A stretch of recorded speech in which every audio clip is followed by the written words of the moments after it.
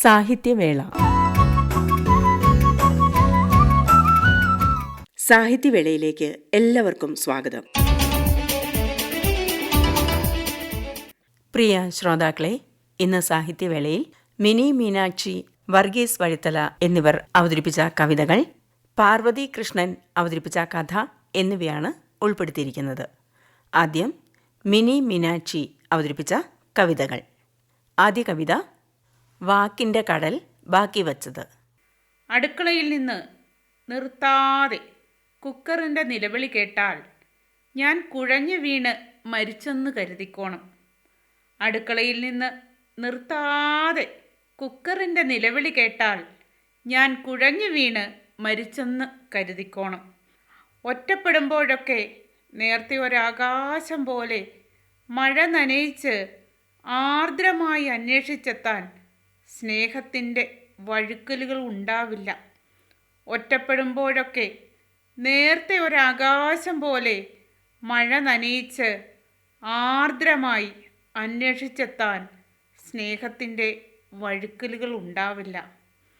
രാത്രി പകലാക്കി യന്ത്രങ്ങളിൽ നീരാടിയാടി പകലു രാത്രിയാക്കിയ മക്കൾ ഉറക്കത്തിലാവും. രാത്രി പകലാക്കി യന്ത്രങ്ങളിൽ നീരാടിയാടി പകലു രാത്രിയാക്കിയ മക്കൾ ഉറക്കത്തിലാവും. മൊബൈൽ എന്ന രണ്ടാം ഭാര്യയുമായി ഭർത്താവ് ചാറ്റിങ്ങിലാവും. മൊബൈൽ എന്ന രണ്ടാം ഭാര്യയുമായി ഭർത്താവ് ചാറ്റിങ്ങിലാവും. അവളെ നോക്കും പോലെ എന്നെ ഒന്ന് നോക്കിയിട്ട്, അവളെ തൊടും പോലെ എന്നെ ഒന്ന് തൊട്ടിട്ട് കാലമേറെയായിരിക്കുന്നു. അവളെ നോക്കും പോലെ എന്നെ ഒന്ന് നോക്കിയിട്ട്, അവളെ തൊടും പോലെ എന്നെ ഒന്ന് തൊട്ടിട്ട് കാലമേറെയായിരിക്കുന്നു. ഒന്നെങ്കിലൊരു സൈലൻ്റ് അറ്റാക്കാവും എൻ്റെ മരണകാരണം. ഒന്നെങ്കിലൊരു സൈലൻ്റ് അറ്റാക്കാവും എൻ്റെ മരണകാരണം. ആരോടും മിണ്ടാനില്ലാത്ത ഹൃദയം നിശബ്ദ തന്ത്രികളാൽ പൊട്ടിപ്പോയത് വിളിച്ചു കൂവാൻ കുക്കറുണ്ടായത് ഭാഗ്യമെന്ന് കരുതാം. ആരോടും മിണ്ടാനില്ലാത്ത ഹൃദയം നിശബ്ദതന്ത്രികളാൽ പൊട്ടിപ്പോയത് വിളിച്ചു കൂവാൻ കുക്കറുണ്ടായത് ഭാഗ്യമെന്നു കരുതാം. കുക്കറിൻ്റെ ഒരു ഭാഗ്യമേ, വാക്കിൻ്റെ കടൽ ബാക്കി വെച്ചത് ഉപ്പുകാറ്റിൻ്റെ മഹാതീരം. വാക്കിൻ്റെ കടൽ ബാക്കി വെച്ചത് ഉപ്പുകാറ്റിൻ്റെ മഹാതീരം. തുടർന്ന് കടും കാപ്പി. ഉറക്കത്തിൻ്റെ മിഴിക്കുമ്പിളിൽ തൂങ്ങി നിന്നൊരു സ്വപ്നം വസന്തത്തെ പൂക്കളാൽ വരയ്ക്കുന്നു. ഉറക്കത്തിൻ്റെ മിഴിക്കുമ്പിളിൽ തൂങ്ങി നിന്നൊരു സ്വപ്നം വസന്തത്തെ പൂക്കളാൽ വരയ്ക്കുന്നു. സുഗന്ധപൂരിതമായ നിലാവ് പടരുന്നു. സുഗന്ധപൂരിതമായ നിലാവ് പടരുന്നു. ആകാശം പുഞ്ചിരി പൊഴിച്ചപ്പോൾ പുലരി കുണുങ്ങി ഉണർന്നു. ആകാശം പുഞ്ചിരി പൊഴിച്ചപ്പോൾ പുലരി കുണുങ്ങി ഉണർന്നു. അടുക്കള മണം പാഞ്ഞെത്തി വിളിച്ചിറക്കിക്കൊണ്ടുപോയി കടുങ്കാപ്പി നൽകുന്നു. അടുക്കള മണം പാഞ്ഞെത്തി വിളിച്ചിറക്കിക്കൊണ്ടുപോയി കടുങ്കാപ്പി നൽകുന്നു. അവസാനമായി മൗനസഞ്ചാരി. മൗനസഞ്ചാരിയുടെ യാത്ര തുടങ്ങുന്നത് പ്രണയഭംഗത്തിൻ്റെ ഭാണ്ഡമഴിച്ചുകൊണ്ടാണ്. മൗനസഞ്ചാരിയുടെ യാത്ര തുടങ്ങുന്നത് പ്രണയഭംഗത്തിൻ്റെ ഭാണ്ഡമഴിച്ചുകൊണ്ടാണ്. ബുദ്ധൻ അവധൂത ജന്മത്തിൻ്റെ മൗനം വാരിപ്പുതച്ചത് ബോധിവൃക്ഷത്തണലിലേക്ക് ആരോ വരുമെന്ന പ്രതീക്ഷയിലാണ്. ബുദ്ധൻ അവധൂത ജന്മത്തിൻ്റെ മൗനം വാരിപ്പുതച്ചത് ബോധിവൃക്ഷത്തണലിലേക്ക് ആരോ വരുമെന്ന പ്രതീക്ഷയിലാണ്. ചിത്രശലഭങ്ങളോട് വസന്തം കടം വാങ്ങിച്ചതും ഇലമഞ്ഞിയോട് ശിശിരം പൊഴിക്കാൻ പറഞ്ഞതും അതേ പ്രതീക്ഷയിലാണ്. ചിത്രശലഭങ്ങളോട് വസന്തം കടം വാങ്ങിച്ചതും ഇലമഞ്ഞയോട് ശിശിരം പൊഴിക്കാൻ പറഞ്ഞതും അതേ പ്രതീക്ഷയിലാണ്. ഞെട്ടിത്തെരിക്കുന്ന പ്രണയമൗനത്തിൽ ബുദ്ധൻ തേങ്ങിക്കരയുന്നുണ്ട്. ഞെട്ടിത്തെരിക്കുന്ന പ്രണയമൗനത്തിൽ ബുദ്ധൻ തേങ്ങിക്കരയുന്നുണ്ട്.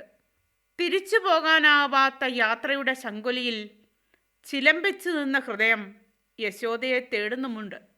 തിരിച്ചു പോകാനാവാത്ത യാത്രയുടെ ശങ്കുലിയിൽ ചിലമ്പിച്ചു നിന്ന ഹൃദയം യശോദയെ തേടുന്നുമുണ്ട്. കടൽ കുടിച്ച കണ്ണീർ കണങ്ങളെ തിരമാലകൾ വിഴുങ്ങിയിട്ടുണ്ട്. കടൽ കുടിച്ച കണ്ണീർ കണങ്ങളെ തിരമാലകൾ വിഴുങ്ങിയിട്ടുണ്ട്. അവനവനിലേക്കുള്ള അനന്തയാത്രയ്ക്കാണ് മൗനസഞ്ചാരി എപ്പോഴും വാക്കിൻ്റെ മഴപ്പൂക്കൾ മണക്കുന്നത്. അവനവനിലേക്കുള്ള അനന്തയാത്രയ്ക്കാണ് മൗനസഞ്ചാരി എപ്പോഴും വാക്കിൻ്റെ മഴപ്പൂക്കൾ മണക്കുന്നത്. രണ്ട് ചുംബനങ്ങൾ പുണരുന്ന പോലെ മഞ്ഞിൻ കണങ്ങളെ ആത്മാവിൽ കലർത്തുന്നത്. രണ്ട് ചുംബനങ്ങൾ പുണരുന്ന പോലെ മഞ്ഞിൻ കണങ്ങളെ ആത്മാവിൽ കലർത്തുന്നത്. മൗനസഞ്ചാരി, അവധൂതൻ, തിരിച്ചു നടക്കാനാവാത്ത പാതയുടെ വേരുകളിൽ കുടുങ്ങിക്കിടപ്പുണ്ട്. മൗനസഞ്ചാരി, അവധൂതൻ, തിരിച്ചു നടക്കാനാവാത്ത പാതയുടെ വേരുകളിൽ കുടുങ്ങിക്കിടപ്പുണ്ട്. നഷ്ടസ്വപ്നങ്ങളുടെ അണയാത്ത നാളങ്ങളിൽ പിടഞ്ഞു പിടഞ്ഞ് പിടയുന്നുമുണ്ട്. നഷ്ടസ്വപ്നങ്ങളുടെ അണയാത്ത നാളങ്ങളിൽ പിടഞ്ഞു പിടഞ്ഞ് പിടയുന്നുമുണ്ട്. യാത്രകൾ യാത്രകളാകുന്നത് യാത്രയുടെ മൗനത്തിലൂടെയാണ്. യാത്രകൾ യാത്രകളാവുന്നത് യാത്രയുടെ മൗനത്തിലൂടെയാണ്. ചില യാത്രകൾ അങ്ങനെയാണ്, നിശബ്ദ താഴ്വരയിൽ മരണപ്പെടും. ചില യാത്രകൾ അങ്ങനെയാണ്, നിശബ്ദ താഴ്വരയിൽ മരണപ്പെടും. മൗനസഞ്ചാരിയുടെ യാത്ര അവസാനിക്കുന്നത് പ്രണയഭംഗത്തിൻ്റെ ഭാണ്ഡം മുറുക്കി കെട്ടിവെച്ചുകൊണ്ടാണ്. മൗനസഞ്ചാരിയുടെ യാത്ര അവസാനിക്കുന്നത് പ്രണയഭംഗത്തിൻ്റെ ഭാണ്ഡം മുറുക്കി കെട്ടിവെച്ചുകൊണ്ടാണ്. മിനി മീനാക്ഷി അവതരിപ്പിച്ച കവിതകൾ കേട്ടല്ലോ. ഇനി പാർവതി കൃഷ്ണൻ അവതരിപ്പിച്ച കഥ കേൾക്കാം. കഥയുടെ പേര് എന്തിനു വേറൊരു സൂര്യോദയം. എല്ലാവരും പ്രാർത്ഥനയോടെ മുറ്റത്തേക്ക് ഇറങ്ങി നിന്നു. ഇളയമ്മയ്ക്കുള്ള പിണ്ടച്ചോറ് മനുവേട്ടൻ ഒരു ഇലയിൽ ഉരുട്ടിവെച്ചു. വെള്ളം തെളിച്ച് വൃത്തിയാക്കിയിട്ട പവിഴമല്ലി തറയിൽ മോൻകുട്ടൻ പിണ്ടച്ചോറ് കൊണ്ടുവച്ച് കൈ കൊട്ടിക്കൊണ്ട് കാക്കാന്ന് നീട്ടി വിളിച്ചു. മനുവേട്ടനും മറ്റു 1-2 പേരും കൂടി കൈ തട്ടി വിളിച്ചു. എല്ലാവരുടെയും ദൃഷ്ടി മരച്ചില്ലകളിലായിരുന്നു. എവിടെ നിന്നാണെന്നറിയില്ല, ഒരു ബലിക്കാക്ക പറന്നു വന്ന് പിണ്ടച്ചോറിൽ കൊത്തി. എല്ലാവരും സമാധാനത്തോടുകൂടി അവിടെ നിന്ന് കുറച്ച് മാറി നിന്നു. രേവു കൈകൾ രണ്ടും കൂപ്പി കണ്ണ് നിറഞ്ഞ് പ്രാർത്ഥിച്ചു. അപ്പോൾ മോൻകുട്ടൻ്റെ ചെവിയിൽ അപ്പു പറയുന്ന കേട്ടു, അതെ, കാക്കയുടെ രൂപത്തിൽ ഇളയമാമയുടെ ആത്മാവാ വന്നേ. മോൻകുട്ടൻ കൈ രണ്ടും താടിക്ക് വെച്ച് വിറയ്ക്കുന്നുണ്ടായിരുന്നു. ഈറനൊടുത്ത് നിൽക്കാൻ തുടങ്ങിയിട്ട് കുറേ നേരമായില്ലേ. ഇനി അകത്ത് കയറി ഉടുപ്പൊക്കെ മാറി കാപ്പി കുടിച്ചോളൂ എന്ന് അച്ചമ്മ പറഞ്ഞതും മുൻവശത്തെ ടാപ്പിനരികിലെ കരിങ്കല്ലിൽ കാലുരച്ച് കഴുകി മോൻകുട്ടനും അപ്പുവും ആദ്യം കയറി. അത് കണ്ടപ്പോൾ ഇളയമ്മ അവരോട് പറഞ്ഞിരുന്നത് ഓർമ്മ വന്നു. മുറ്റത്തെ മണ്ണിൽ ചവിട്ടിയാൽ കരിങ്കല്ലിൽ കാല് തേച്ച് കഴുകിയിട്ടേ ഉമ്മറത്തേക്ക് കയറാവൂന്ന്. കുട്ടികളെ 2 പേരെയും മുറിയിലേക്ക് കൊണ്ടുപോയി തല തോർത്തി ദേഹമൊക്കെ തുടച്ചു കൊടുത്തു. പാവം കുട്ടികൾ എന്ന് മനസ്സിൽ കരുതി. ഇളയമ്മയുടെ മരണം അവർക്ക് ഉൾക്കൊള്ളാൻ ഇനിയും സാധിച്ചിട്ടില്ല. മുട്ടുകുത്തിയിരുന്ന് 2ആളെയും തോളിൽ ചേർത്ത് പിടിച്ചു. ഇനി 2ആളും പോയി ഭക്ഷണം കഴിച്ചു വരൂട്ടോ. തുണി കൊണ്ട് കെട്ടിമറച്ച കാർ ഷെഡിലേക്ക് അവർ പോയി. മണികണ്ഠൻ്റെ കടയിൽ നിന്നും വരുത്തിയ ഇഡ്ഡലി, സാമ്പാർ, ചമ്മന്തി, ചായ ഒക്കെ കഴിക്കാൻ പാകത്തിന് എടുത്തു വച്ചിട്ടുണ്ട്. അടുത്ത ബന്ധുക്കളും അയൽവാസികളുമൊക്കെ കഴിക്കാൻ തുടങ്ങിയിരുന്നു. മനുവേട്ടനും വേണുവേട്ടനുമൊക്കെ വിളമ്പുന്ന തിരക്കില. കുട്ടികളും ഇരുന്നു. മനുവേട്ടൻ അവരെ ശ്രദ്ധിച്ചോളാമെന്ന് പറഞ്ഞപ്പോൾ രേവു അകത്തേക്ക് പോയി. മോൻകുട്ടൻ വിശക്കുന്നില്ല എന്ന് പറഞ്ഞെങ്കിലും മനുവേട്ടൻ നിർബന്ധിച്ചു കഴിപ്പിച്ചു. അപ്പു ഒരു ഇഡ്ഡലി കഴിച്ചുവെന്ന് വരുത്തി ചായയും കുടിച്ച് എണീറ്റു. കുട്ടികൾ മുറിയിലേക്ക് കയറി വന്നു. അച്ചമ്മയെ കെട്ടിപ്പിടിച്ച് മോൻകുട്ടൻ കിടന്നു. അപ്പു സോഫയിലിരുന്ന് മൊബൈലിൽ ഗെയിം കളിയും തുടങ്ങി. രേവു വീണ്ടും വീണ്ടും ഇളയമ്മയുടെ കാര്യങ്ങൾ ഓർത്ത് കണ്ണു നിറച്ചു ചുണ്ടുകൾ വിറച്ച് അച്ചമ്മയുടെ അരികിലിരുന്നു. സുഭദ്രേട്ടത്തി അച്ചമ്മയെ ആശ്വസിപ്പിക്കുന്നുണ്ടായിരുന്നു. ഇങ്ങനെ സങ്കടപ്പെടല്ലേ അമ്മേ, ഷുഗറും പ്രഷറുമൊക്കെ ഉള്ള ആളല്ലേ, ഇനി ആശ്വാസം കണ്ടെത്തുക. ഇളയമ്മയ്ക്ക് അത്രയേ വിധിച്ചിട്ടുള്ളൂ. മനുവേട്ടൻ്റെ കൂടെ ഇത്രയും കാലം നല്ല സന്തോഷത്തോടെയല്ലേ കഴിഞ്ഞത്. അസുഖങ്ങളും കാര്യമായിട്ടൊന്നുമില്ലായിരുന്നല്ലോ. സുഖമരണം അതൊക്കെ ഒരു ഭാഗ്യമല്ലേ. ആരെയും വിഷമിപ്പിക്കാതെ പോയി എന്ന് കരുതുക. പിന്നെ ഇളയമ്മയുടെ 60-ാം പിറന്നാളിന് നമ്മളെല്ലാവരും കൂടി മൂകാംബിയയ്ക്ക് പോയി ആഘോഷിച്ചതല്ലേ. അവിടുത്തെ സരസ്വതി മണ്ഡപത്തിൽ മോൻകുട്ടനെ എഴുത്തിനിരുത്തിയതും ഇളയമ്മ സരസ്വതി സ്തുതി പാടിയതും അങ്ങനെ എത്ര നല്ല നിമിഷങ്ങൾ നമുക്ക് തന്നു. അതൊക്കെ ഓർത്ത് സമാധാനിക്കുക. അപ്പോഴേക്കും മനുവേട്ടൻ മുറിയിലേക്ക് വന്നു. ആരും ഭക്ഷണം കഴിച്ചില്ലല്ലോ. അമ്മയെ കൂട്ടി വന്നേ എല്ലാവരും. 2 ദിവസമായി അമ്മ നേരാവണ്ണം എന്തെങ്കിലും കഴിച്ചിട്ട്. രേവു എണീക്കൂ, ഞാൻ വിളമ്പി കഴിഞ്ഞു, വേഗം വന്നോളൂ എന്നും പറഞ്ഞു മനുവേട്ടൻ അമ്മയെ താങ്ങി എണീപ്പിച്ചിട്ട് പോയി. അച്ഛനും അമ്മാവന്മാരും പിന്നെ ബന്ധുക്കളുമൊക്കെ കഴിച്ചു കഴിഞ്ഞ് മുറ്റത്തെ പന്തലിലിരുന്ന് സംസാരിക്കുന്നത് കേൾക്കാം. സങ്കടം കൊണ്ട് ആർക്കും ഒന്നും കഴിക്കാൻ തോന്നിയില്ല. എല്ലാവരും കഴിച്ചൊന്നു വരുത്തി ചായ കുടിച്ച് എണീറ്റു. വീണ്ടും എല്ലാവരും മുറിയിലിരുന്ന് ഓർമ്മകൾ അയവിറക്കിക്കൊണ്ടിരുന്നു. അച്ചമ്മ പറഞ്ഞു തുടങ്ങി. അവളുടെ ജീവിതം അങ്ങനെയൊക്കെ ആയിപ്പോയി. കോളേജിലെ മലയാളം പഠിപ്പിക്കുന്ന ദേവൻ മാഷിന് വലിയ ഇഷ്ടമായിരുന്നല്ലോ. മാഷിൻ്റെ ശബ്ദവും കവിത ചൊല്ലുന്ന രീതിയും ഒക്കെ ഓരോ ദിവസവും വന്ന് അവൾ എന്നോട് പറയുമായിരുന്നു. ഇത്രയും ആരാധന കുഴപ്പമാകും രാധയെന്ന് ഞാൻ കളിയാക്കിയിട്ടുമുണ്ട്. മാഷിനും അവളെ വലിയ ഇഷ്ടമാണെന്ന് അവൾ പറയാതെ പറഞ്ഞിരുന്നു. എന്തിനു വേറൊരു സൂര്യോദയം എന്ന പാട്ട് മാഷ് കോളേജിലെ ആർട്സ് ഡേക്ക് മനോഹരമായി പാടിയെന്നൊക്കെ അവൾ പറയുമായിരുന്നു. അവൾക്ക് 5 വയസ്സുള്ളപ്പോഴാണ് അമ്മ ദീനം വന്ന് മരിച്ചു പോയത്. അന്ന് എനിക്ക് 15 വയസ്സ്. അവളെ ഒരു അമ്മയെ പോലെയാണ് ഞാൻ വളർത്തിയത്. 2 പേരും മനസ്സ് തുറന്ന് സംസാരിക്കുന്ന പ്രകൃതക്കാരും. അച്ഛൻ കുറച്ചൊക്കെ നിർബന്ധ ബുദ്ധിക്കാരനായിരുന്നു. അവൾക്ക് അച്ഛന് എന്തുകൊണ്ടൊക്കെയോ പേടിയുണ്ടായിരുന്നു. ജ്യോത്സ്യം നോക്കാൻ അറിയുന്ന അച്ഛന് കല്യാണത്തിന് ജാതക ചേർച്ച വലിയ നിർബന്ധമായിരുന്നു. അവൾക്ക് കല്യാണം നോക്കി തുടങ്ങിയപ്പോൾ മാഷിൻ്റെ ജാതകം ഒന്ന് ഒത്തു നോക്കിയാലോ എന്ന് കരുതി മാഷിനോട് ഞാൻ സംസാരിച്ച് ജാതകം വാങ്ങിച്ചു അച്ഛനെ ഏൽപ്പിച്ചു. രാധയുടെ ജാതകം ശുദ്ധവും മാഷിൻ്റേത് ദോഷജാതകവും. പിന്നെ നക്ഷത്ര പൊരുത്തവുമില്ലെന്ന് അച്ഛൻ തീർത്തു പറഞ്ഞു. അവളെ ആശ്വസിപ്പിക്കാൻ ഞാൻ പെട്ട പാട് എനിക്കും ദൈവത്തിനുമേ അറിയൂ. മാഷ് അവളെ കണ്ട് സംസാരിച്ചു. അവരുടെ വീട്ടിൽ ജാതക പൊരുത്തത്തിന് അത്ര പ്രാധാന്യമൊന്നുമില്ലെന്നും ഒറ്റ മോനായതുകൊണ്ട് ഞാൻ ഇഷ്ടപ്പെടുന്നയാളിനെ അമ്മയ്ക്ക് സമ്മതമാണെന്നുമൊക്കെ മാഷ് പറഞ്ഞു. ഇറങ്ങി വരാൻ തയ്യാറാണെങ്കിൽ കൂടെ കൂട്ടാമെന്നും. പക്ഷെ ഇപ്പോഴത്തെ പിള്ളേരെ പോലെ ഒളിച്ചോടി ജീവിക്കാനൊന്നും അവൾ തയ്യാറായില്ല. അച്ഛനെ ധിക്കരിച്ചു പോകാൻ തുനിഞ്ഞുമില്ല. അങ്ങനെ അവൾ പഠിത്തം നിർത്തി. വേറെ വിവാഹത്തിന് നിർബന്ധിക്കരുതെന്നും തീർത്ത് പറഞ്ഞു. അച്ഛൻ എത്ര നിർബന്ധിച്ചിട്ടും അവൾ കുലുങ്ങിയില്ല. തീരുമാനം മാറ്റിയുമില്ല. അങ്ങനെ അവളുടെ കല്യാണക്കാര്യത്തിൽ എല്ലാവരും മൗനം പാലിച്ചു. അന്നും ഇതുവരേക്കും അവൾ മനുവിനെ മകനായി കണ്ട് വളർത്തി. കുഞ്ഞിലെ അമ്പലത്തിൽ കൂടെ കൊണ്ടുപോകാനും സ്കൂൾ വിട്ടു വന്നാൽ പാഠങ്ങൾ പഠിപ്പിക്കുവാനും രാത്രി കഥകൾ പറഞ്ഞുറക്കാനും എല്ലാത്തിനും രാധയായിരുന്നു കൂടെ. അവൻ്റെ വിവാഹം കഴിഞ്ഞ് ഇവിടെ ജോലി സ്ഥലത്തേക്ക് പോന്നപ്പോൾ മുതൽ അവളല്ലേ അമ്മയുടെ സ്ഥാനത്തുണ്ടായിരുന്നത്. അമ്മ പറഞ്ഞു നിർത്തിയതും രേവു വിതുമ്പലോടുകൂടി പറഞ്ഞു. കുട്ടികളെ വലിയ കാര്യമായിരുന്നു ഇളയമ്മയ്ക്ക്. മോൻകുട്ടന് ജീവനായിരുന്നു. എനിക്ക് എറണാകുളത്തേക്ക് ട്രാൻസ്ഫർ ആയപ്പോഴും മനുവേട്ടൻ്റെയും കുട്ടികളുടെയും കാര്യങ്ങളെല്ലാം ഇളയമ്മയല്ലേ നോക്കിയിരുന്നത്. അതുകൊണ്ട് എനിക്ക് സമാധാനമായി അവിടെ ഹോസ്റ്റലിൽ നിൽക്കാൻ പറ്റി. വെള്ളിയാഴ്ച ഞാൻ വന്നാലും പിള്ളേർ ഇളയമ്മയുടെ കൂടെയാവും കിടക്കുക. കഥയും കവിതകളും ഒക്കെയായി ഏത് നിമിഷവും ഇളയമ്മ അവർക്ക് തണലായി നിന്നു. അത് കേട്ട് മോൻകുട്ടൻ അരികിൽ വന്ന് രേവുവിനെ കെട്ടിപ്പിടിച്ചുകൊണ്ട് ചോദിച്ചു, ഇനി എപ്പോഴാണ് ഇളയമ്മാമ്മ വരിക എന്ന്. എല്ലാവർക്കും വലിയ വിഷമമായി. അപ്പു അവനെ ആശ്വസിപ്പിക്കുന്നുണ്ടായിരുന്നു. ഇളയമ്മാമ്മ സ്വർഗത്തിൽ പോയി, ഇനി വരൂല്ല, ദൈവത്തിൻ്റെ കൂടെയാ ഇനി എന്ന്. മോൻകുട്ടൻ അത് കേട്ട് എന്തോ ആലോചിച്ചു നിന്നു. മനുവേട്ടനും വേണുവേട്ടനും മറ്റു ബന്ധുക്കളുമൊക്കെ കഴിക്കാനിരുന്നു. സുഭദ്രേട്ടത്തെയും നന്ദിനിയും വിളമ്പി കൊടുക്കാൻ പോയി. അച്ഛൻ അമ്മയെ കൂട്ടി ഉമ്മറത്തേക്ക് വരാൻ പറഞ്ഞപ്പോൾ ഞങ്ങളും അച്ചമ്മയുടെ കൂടെ ഉമ്മറത്തെ കസേരയിലും നിലത്ത് വിരിച്ച മെത്തപ്പായയിലും മറ്റുമായി ഇരുന്നു. ഉച്ചത്തേക്കുള്ള ഊണ് മണികണ്ഠൻ 12 ആകുമ്പോൾ കൊണ്ടുവയ്ക്കുമെന്ന് മനുവേട്ടൻ പറയുന്നത് കേട്ടു. മനുവേട്ടൻ അച്ചമ്മയുടെ അരികിൽ വന്നിരുന്നു. ഒരു 10-15 ദിവസം മുൻപ് രേവു 3-4 ദിവസത്തെ ലീവിന് വന്നപ്പോൾ എല്ലാവരും കൂടി ശംഖുമുഖത്തേക്ക് പോകാൻ പ്ലാൻ ചെയ്തു. ഇളയമ്മയ്ക്ക് കടൽ എപ്പോഴും വീക്ക്നെസ് അല്ലേ. ശംഖുമുഖത്ത് പോകാനെന്ന് പറഞ്ഞാൽ പിള്ളേരെക്കാളും മുന്നിലാ ഇളയമ്മ എന്ന് പറഞ്ഞ് സങ്കടത്തോടെ ചിരിച്ചു. രേവു ഓർമ്മയിൽ മുഴുകി. അതെ, അന്നും പതിവ് പോലെ കാറിൽ പുറപ്പെട്ടു. കടൽ കണ്ടു തുടങ്ങുമ്പോഴേ എല്ലാവരും ഒരു പ്രത്യേക സന്തോഷത്തിലെത്താറുണ്ട്. കാറിൽ നിന്നിറങ്ങി പതിവ് പോലെ പിള്ളേരും ഇളയമ്മയും കൂടി കൈപിടിച്ച് റോഡ് ക്രോസ് ചെയ്ത് മണലിലൂടെ നടന്നു തുടങ്ങും. കപ്പലണ്ടി വാങ്ങിയും കുറിച്ചും കുറേ ദൂരം അവരങ്ങനെ സംസാരിച്ച് നടക്കും.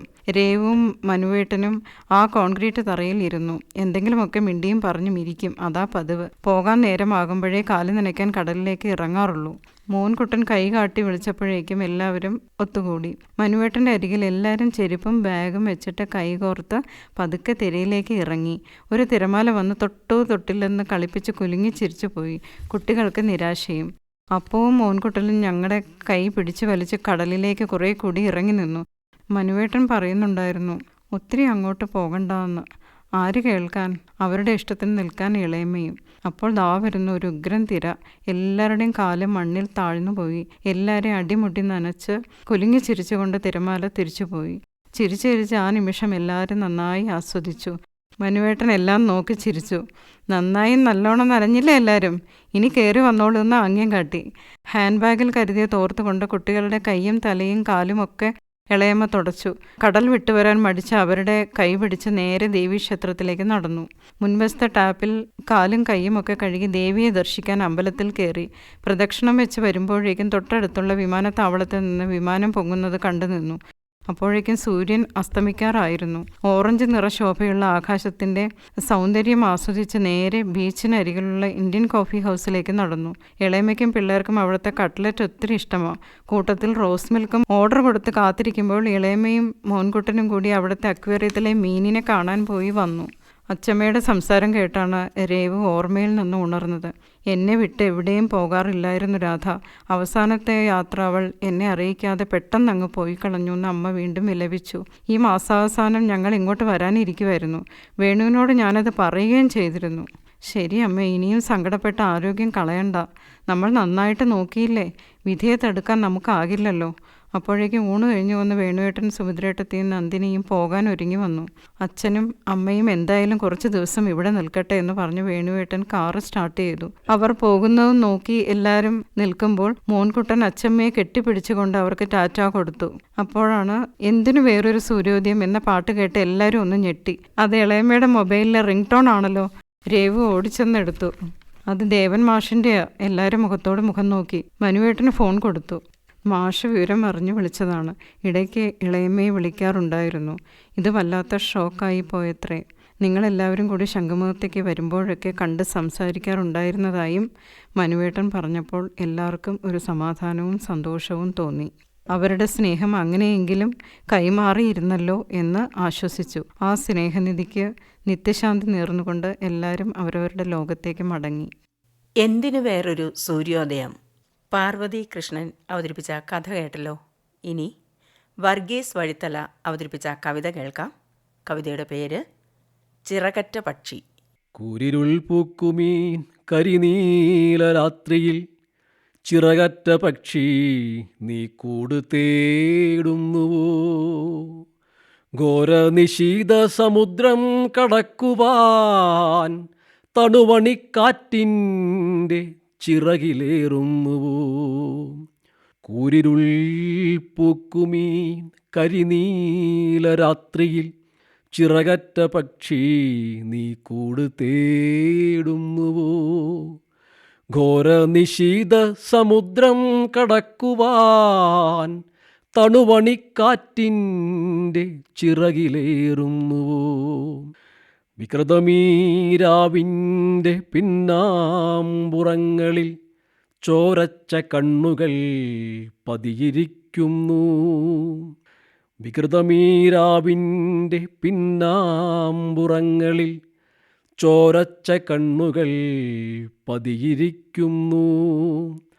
അന്ധകാരത്തിൻ്റെ വാതായനങ്ങളിൽ ചുടുനിണദാഹികൾ കുടിയിരിക്കുന്നു.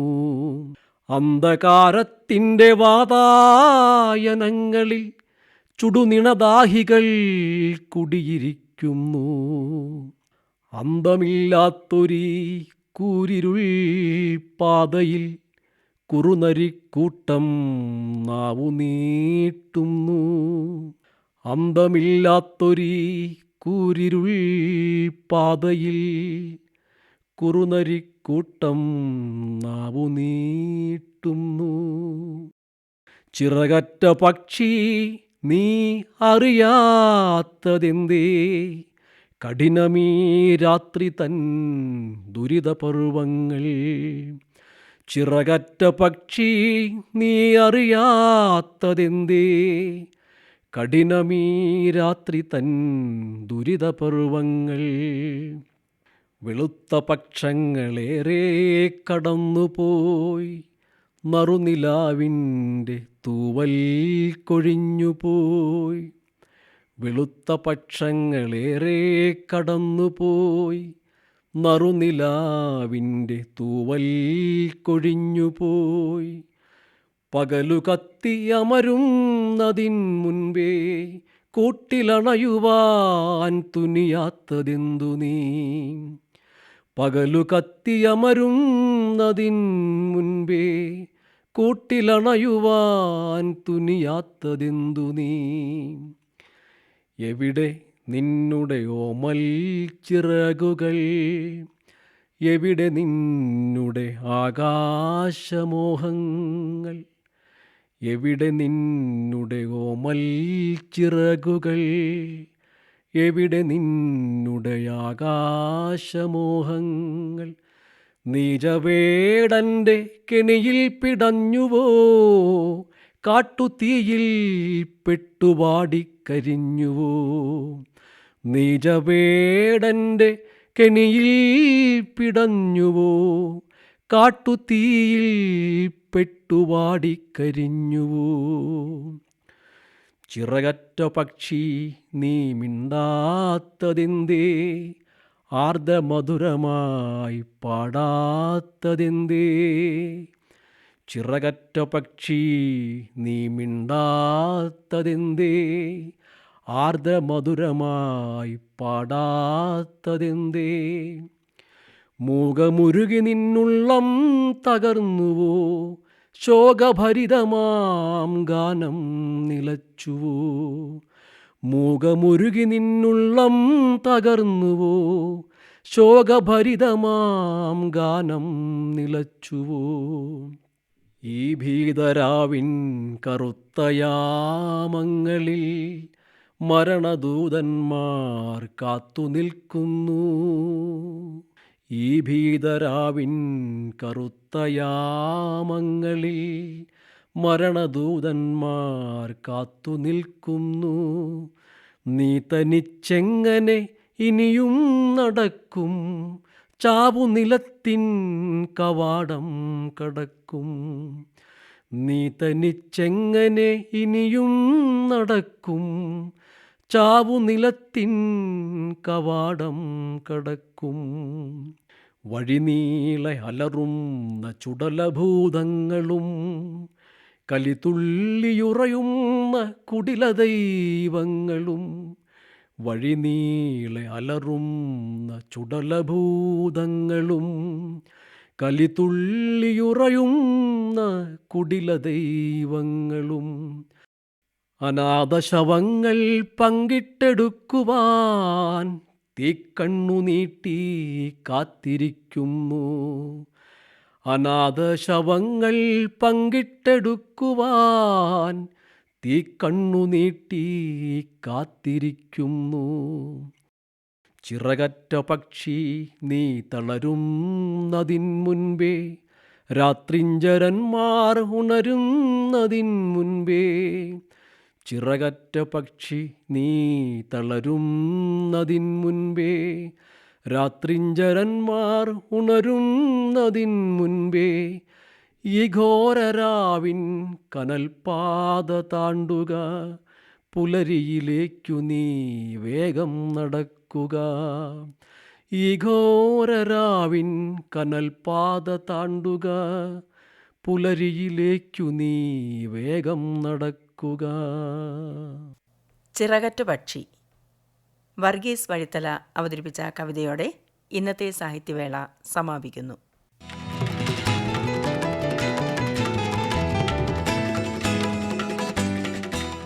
ഈ സാഹിത്യവേളയുടെ പുനഃപ്രക്ഷേപണം ശനിയാഴ്ച രാത്രി 8 മണിക്ക്.